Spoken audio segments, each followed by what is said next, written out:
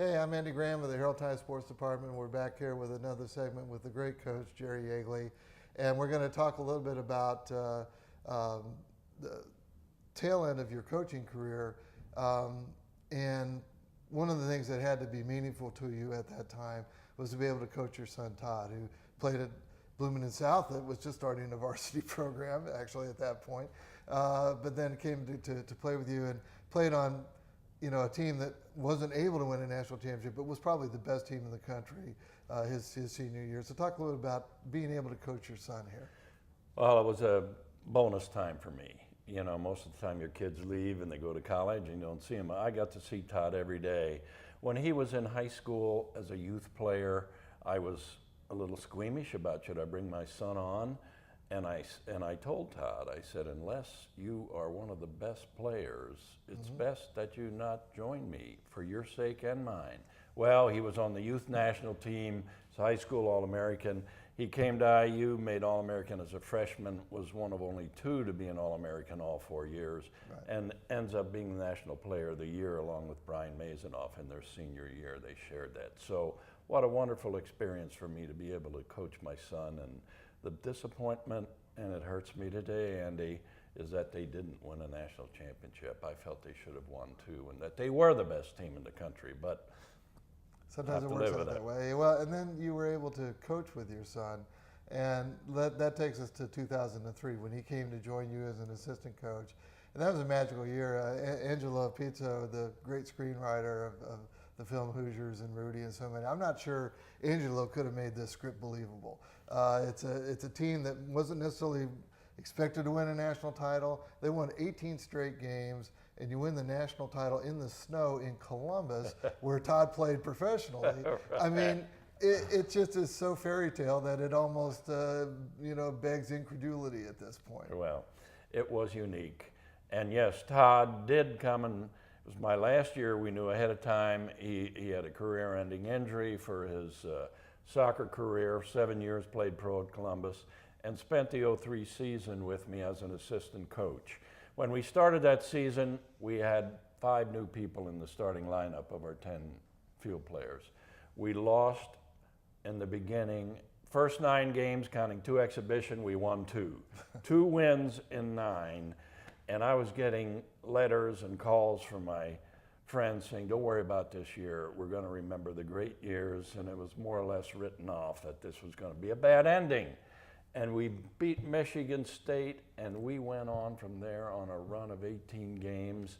And it was just fairy tale, as you said. And to win the championship in Columbus, where Todd played, and where we had so many IU fans in the snow, again, I was in shock. I remember them coming up to interview me after the game, and I was speechless. I couldn't talk for a bit. And thoughts running through my mind of all the players. It was my last game. It was a championship game, and it was just unbelievable. Well, you coached varsity soccer here for 31 years, but you were there 10 years before that as well, a decade before that, coaching the club team. Can you remember all the way back in 1963, was that even a dream that you thought was possible, that at some point, you'd be finishing 40 years on in the snow, winning a national title with your son by your side as a coach? I mean, it had to have been a dream come true. Can you remember what it felt like? Yeah, you're right. In '63, and very interesting, the other day I had breakfast with the captain of my 1963 team, Chai Disco, who's a prince in the royal family of Thailand. And, wow. And what a wonderful time that was. And those are the pioneers that cultivated what we have today, and they were the ones that laid the foundation. So I'm always indebted to the club players. But yes, in the back of my mind, being a competitor, having won a championship in high school and college, it was always there. But I knew the steps that had to go along the way.